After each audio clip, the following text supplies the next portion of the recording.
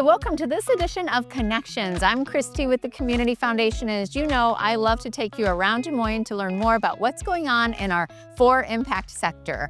I'm here today with my guest and friend, Sally Dix, who's the president of Bravo Greater Des Moines. Sally, welcome. Thank you. Sally does such a great job in our community, really lifting up the arts and cultural and heritage organizations. Working for Bravo, you've been there for how long now, Sally? 12 and a half years. 12 and a half years. Tell us more about Bravo Greater Des Moines and how you serve our community and elevate our arts and cultural organizations. Yeah, well, Bravo Greater Des Moines serves as the region's arts council. And what that really means is that we're working to align arts and culture with everything else the region is trying to achieve.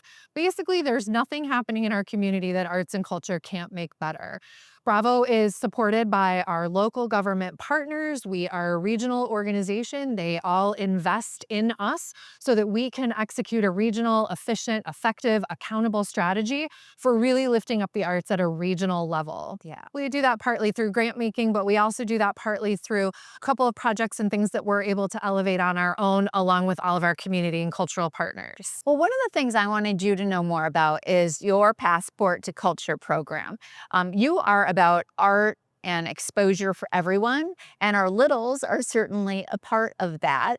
I know in your life, it meant a lot to you at one point to visit a science organization that really spurred something in you. We hear stories like that all the time that, children see something and it really sparks something in them in terms of art and culture. What does Passport to Culture do?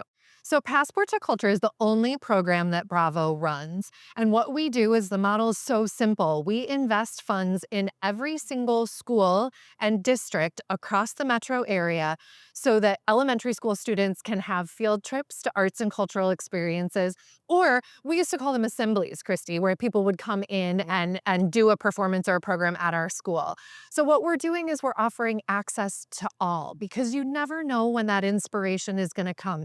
You never know whether a visit to a museum or an institution or a play or a production isn't just going to inspire you to become an artist or appreciate the arts, but it's going to help you think about your world in a different way. And it helps you process things that are happening around you, and empathy and creativity. It's really an important part. Nobody really remembers what they did in third grade math, but everybody can tell you about their field trip experience. That's 100%. And that's what I was, and how excited you get about that field trip. And it's not that easy anymore. I mean, we all see the school funding that's been cut. They face more challenges. This is a great program that actually provides that level of funding to help get kids out or bring those organizations into the schools to give exposure. Yeah, and it's a great example of public-private partnerships. The Community Foundation and Bravo have been a part of this organization and part of this program since its inception. And to see it entering now its 20th year, That's right. hundreds of thousands of kids have had this opportunity. And we know that kids that have exposure to the arts